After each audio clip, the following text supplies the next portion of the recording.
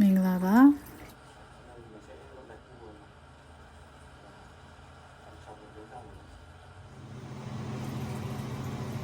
နေ့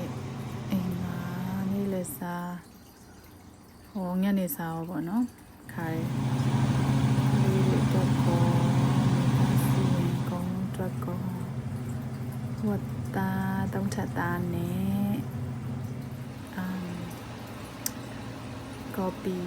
နဲ့ပန်းကော်ပီရောပြီးတော့ကြော်တယ်ပြီးလို့ရှိရင်အာလူးလေးနဲ့